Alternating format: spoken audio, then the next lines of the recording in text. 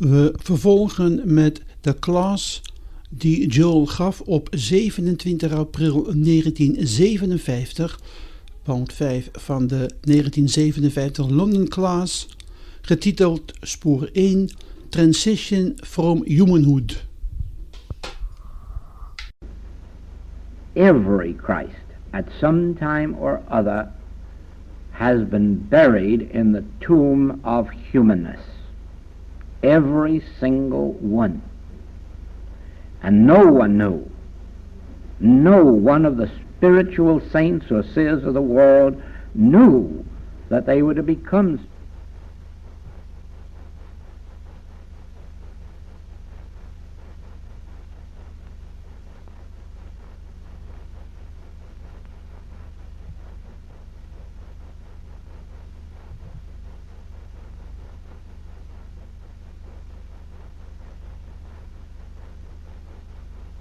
Remember that Mrs. Eddy was a housewife, and a very unimportant one. Mrs. Fillmore was a very sickly woman and a housewife, and a very unimportant one, lost way out on the desert at that time, the plains of the Middle States. Always, when you look for spiritual illumination, you will find that seemingly it rose up out of nobody and nothing. Always somebody humble, always somebody who was nothingness and nobody. And then came the light, and it changed. And so it is that we don't know who in this room or the next room is that person who at the moment is hidden under sin or disease or poverty. I'm sure that very few in his days of drunkenness and drugs recognized your Mr. Thompson, Francis Thompson, as a mystic. And yet there it was, hidden all the time under what the world called depravity. The light, which is God, the light, which is truth, is within us. And it makes no difference if we're saint or sinner. It makes no difference if we are high or low. It is there. What is determined, or what determines the light outflowing, is the degree of that which Browning said, opening out a way for the imprisoned splendor to escape. And that has its beginning with our principle, to him that hath. If you will acknowledge that you have the light of Christ, the light of truth, at the very center of your being, and then devote your days and your nights to opening out a way for it to escape, you will be on the right path. If you want to write a book, acknowledge that God, which is your very own consciousness, has every book that has ever been written or ever will be written, and that it is available to you. And as you turn within, the day will come when your particular book of life will come forth. It isn't always necessary to try to publish the first book that comes out.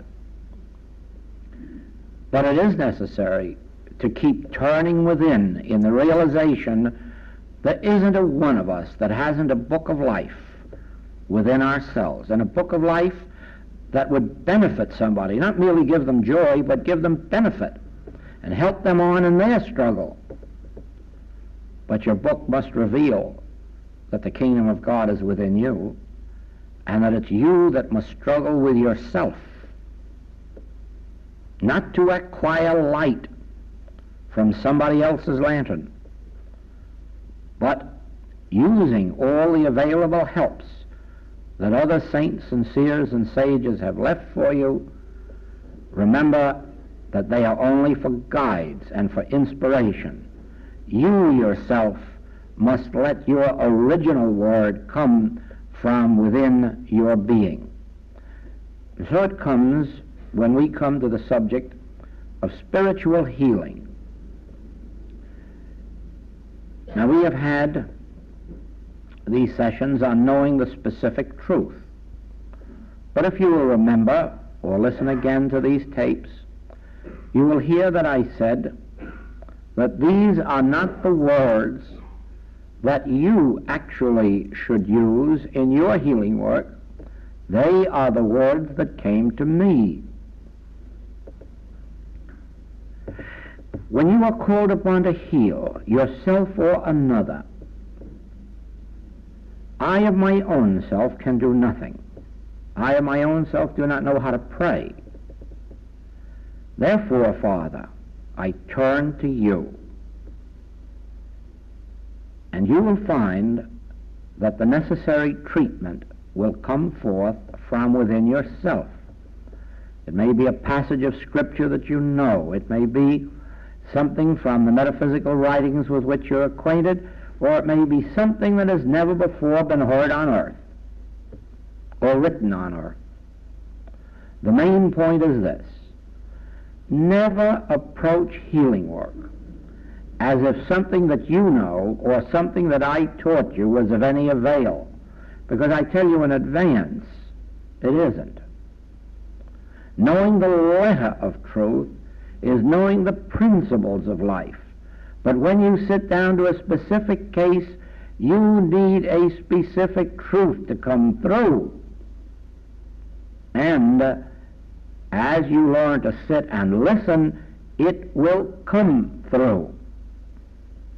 And it will be the Word of God, and it will be quick and sharp and powerful, and it will do the work whereunto it is sent. It will not return void. Now, there will come a time in your experience, but I say this to you, it will only come after you have healed at least 1 or 2 or 3,000 cases. There will come a time when you will not have to give even a spiritual treatment, except in rare cases. When spontaneously you find yourself living and moving and have your being in God, and that alone is the treatment. Just the mere fact that you're around is the treatment. Or the mere fact that you're contacted by cable or telephone is the treatment.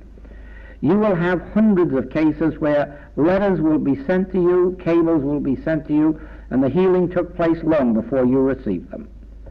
And the reason is that you're no longer a human being living in a human world of time and space that has to be contacted at a certain date or a certain hour. You will have outgrown that and expanded into the divine consciousness, and then anyone who contacts you will not have to come to your physical attention. They will have their need met by contacting that part of you which is your divinity.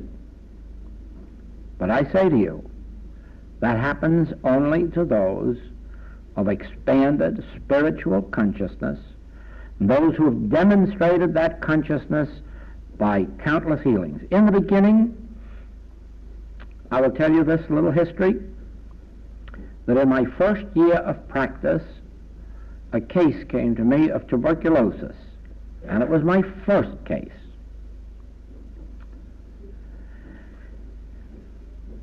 It took 13 months before that was completely met.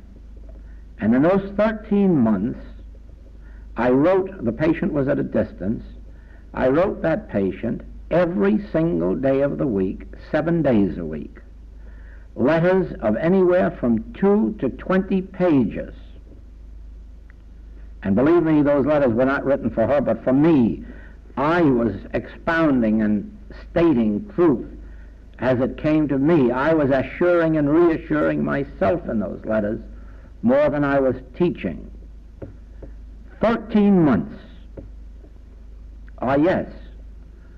But when the second case of tuberculosis came to me, and it was a man who had been sent home from an institute to die, that case was instantaneously met on the first day.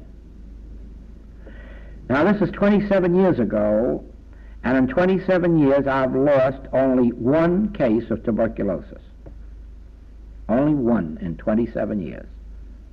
Do you see why? 13 months of knowing every single truth that could be known. 7 months of sitting down to meditate on that case and ponder it and let God speak and read every truth that could be read. 13 months of diligent application until tuberculosis didn't master me, but I mastered tuberculosis. Do you see that? That's why I say to you, I've never had any 13-month cases since of tuberculosis.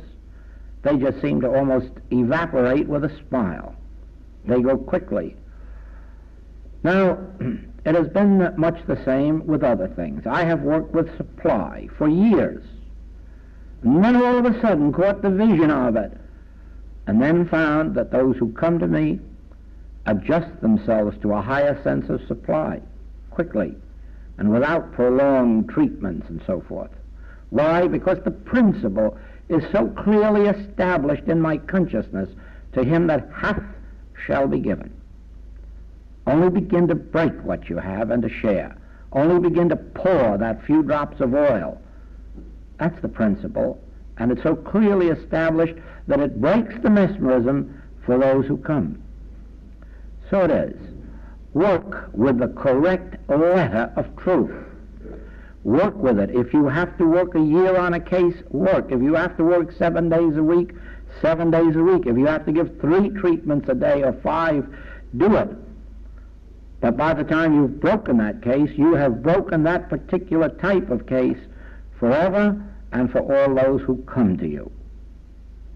So it is. We develop spiritual consciousness under grace. But really and truly, we work hard with it. We work over these cases that come to us. As you know, we are working with these small children who come into this world ill. Things ostensibly not of their doing. And we're trying to solve the riddle of that and to break through. And I don't mind telling you, it's hard work.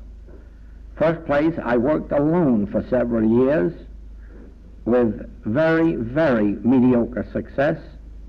And then I was joined by my wife and Mr. Nowell, and the 3 of us have been putting in hours at a time. Each one of us, when we're alone or when we're together, working over, taking these cases apart in our own mind, doing whatever God leads us to do, to the point where we can break through. And there's a question here, are we meeting with some success? I'm very happy to tell you that we are meeting with some success. I have one boy, and in the last 3 months he has been taken out of a complete state of cerebral palsy to where he can go to school. And our Miss Graves tells us over here that another child or 2 children have been removed from the mentally deficient class and ready for schooling. Yes, we are beginning to break through. But don't think we're breaking through just because there is a God sitting around. We are breaking through because we are working hard under the grace of God to bring through the light of God on these subjects. This is really and truly not a work for people who want to sit around and say, let God do it. God could do it if God could find the instruments through which to come. The instruments that can be the transparency that Jesus Christ was, that John was. When we can become so clear at transparencies, when we are so completely freed of materialism, then the grace of God will flow and touch everyone and raise them up. But don't believe even then that the holiest men and women on earth are going to save you from going through your individual experience of transition from material sense to the spiritual. They may rid you of an immediate disease. Even if we succeed in healing these children, their problems haven't ended, their problems have begun. Because now they've got to face a world, and they have got to have the grace of God with which to face it. And so their problem begins to learn how this was accomplished for them and what they have to do to continue in the way and not sin and go back to their former conditions or worse. No one is going to be relieved of the necessity of walking into heaven on their own feet.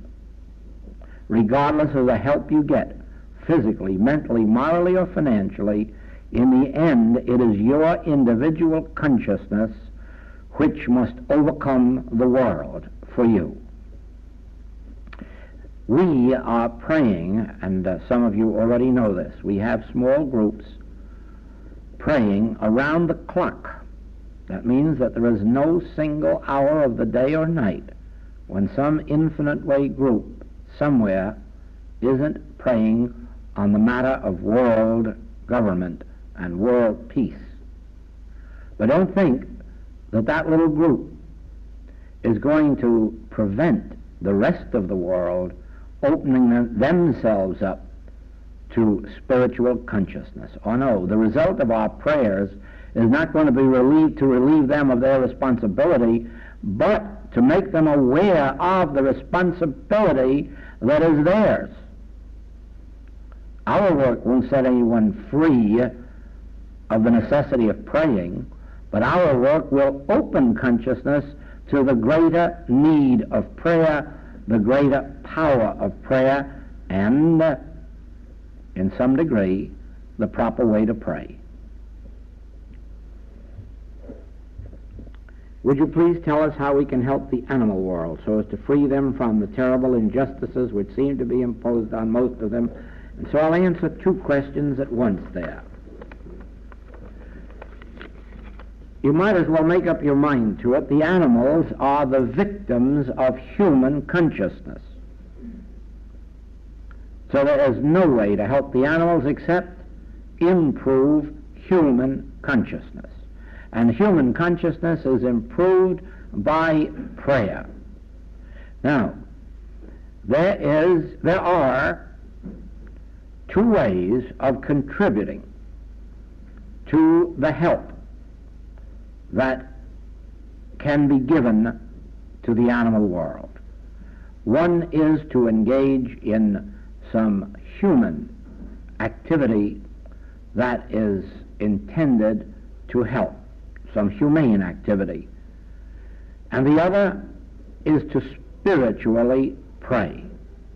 Animals are the victims of human consciousness. You will watch that as long as we kill animals, animals will kill each other.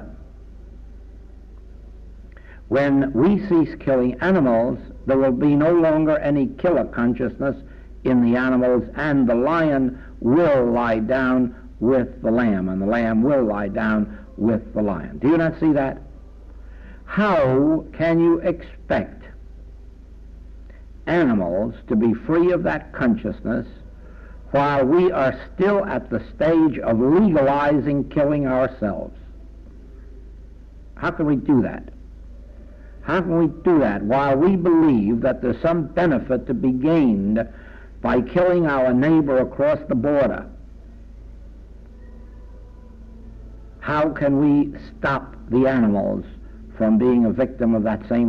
We haven't freed our own children from that injustice. How are we going to free others? We haven't freed ourselves of that. So the first one to start with is me. When I am completely free of all desire to benefit at somebody else's expense, then that influence from my consciousness reaches yours.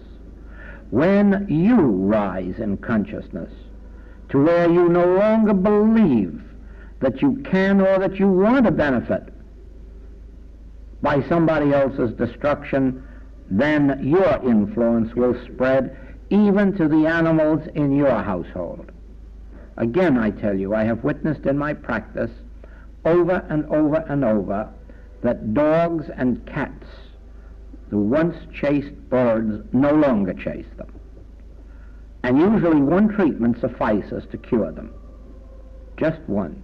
And the reason is they're brought into the spiritual consciousness in which there is no separation or desire for gain, and they are freed by that. I, if I be lifted up, shall draw all men unto me.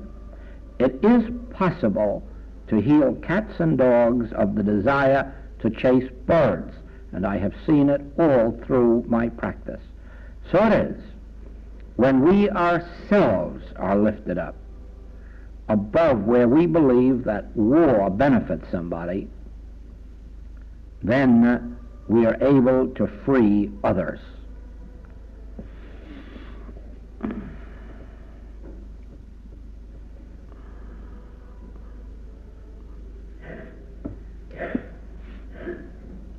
You stress continually in your writings and recordings that we must forgive enemies, yet God, being love and all power, can have no enemies. That's right. And when you have risen to God, being, you will also have no enemies. But since there isn't anyone in this room who has risen there, you and I, we are all entertaining some belief of enmity.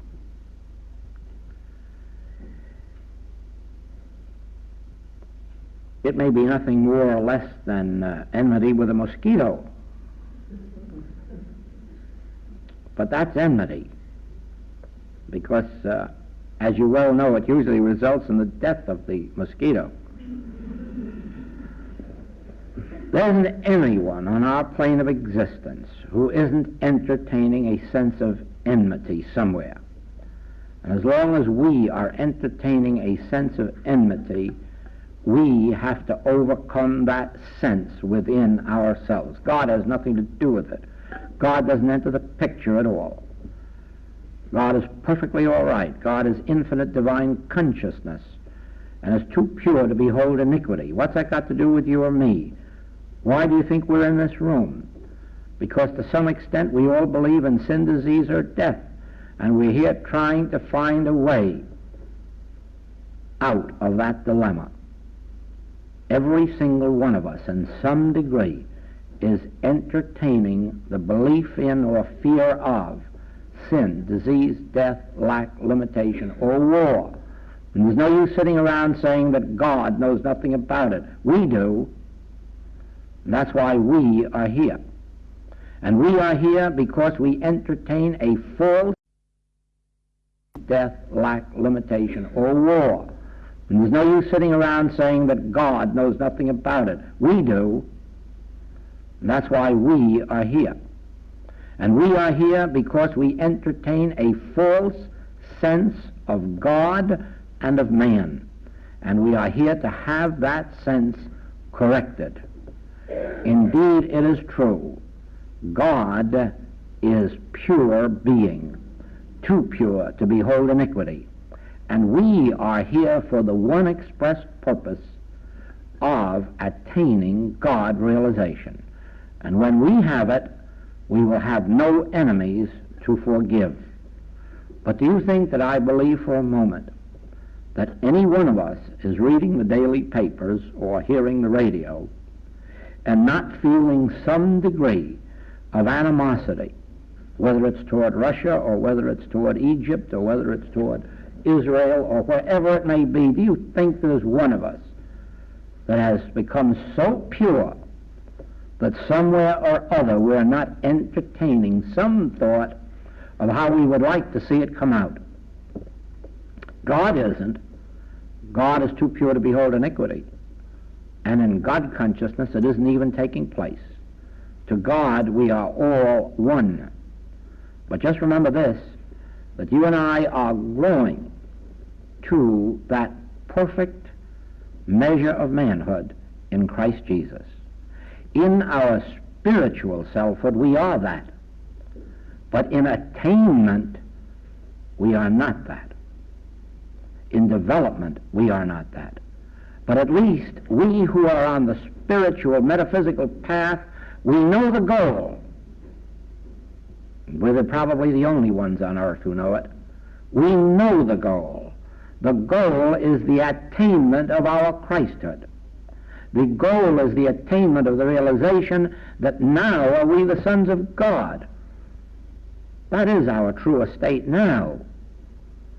But we will only realize it when our development is so pure that out of this world we will be called to the peace table or the war table, and our influence will be felt. You will know then that we are attaining God consciousness in the degree that we are called into capital and labor cases, that we are called into government cases, that we are called into national or international cases. You will know by those signs that we, some, are attaining that degree of God consciousness and can sit there with enemies on this side and friends on this side and say, no, we are one. Now that day is rapidly approaching. It is already in effect in a minor degree. Already our voice is being heard in capital and labor cases. Already our voice is being heard in the councils of government. Already our voice is being heard in churches and in hospitals. But it's just a whisper.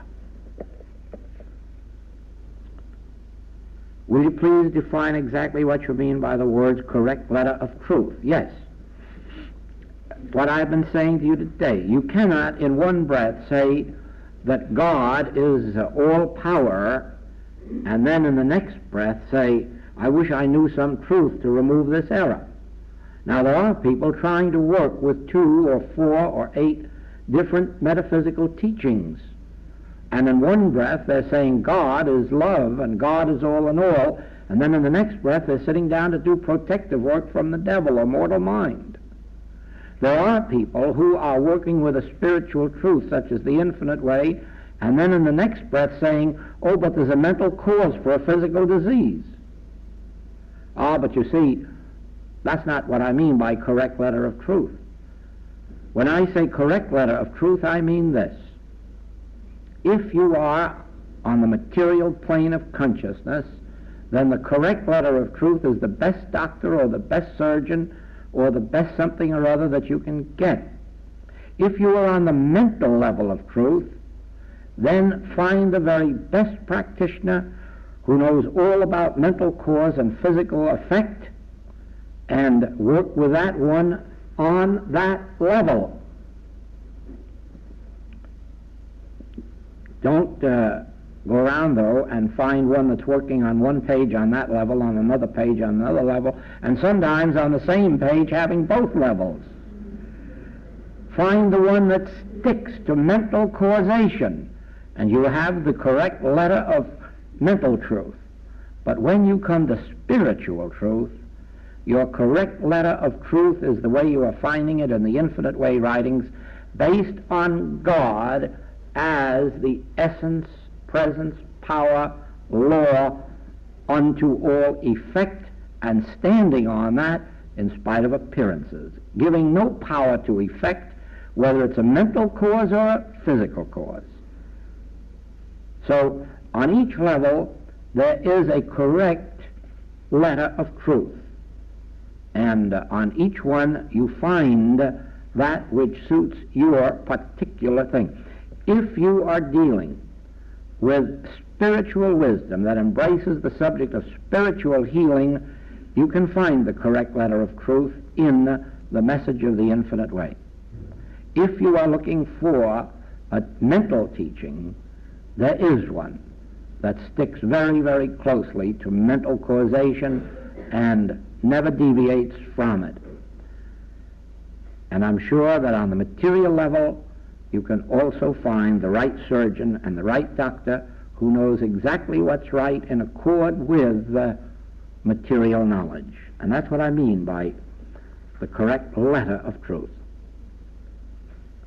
How can I deal with fear in relation to mental illness of a near relative? You have nothing to do with the mental illness of a near relative. You have to do with yourself. You don't heal other people or correct other people. The result is that they appear to be healed. The action takes place within yourself. How do you deal with fear in yourself? When you come to the place of realization that nothing has power but God, you have overcome fear. When you have overcome fear, those around you will respond to it if they are receptive. If they are not, there's nothing you can do about it, but let them live their own lives, because the Master was very clear on that. I have come to those of my own household. In other words, I can't travel around Rome or Egypt. I can't travel around among the scribes and the Pharisees. The Master had to hold himself to those who are bent on spiritual path. So it is with us. We can't go into the hospitals and heal everybody because we'd like to see them well.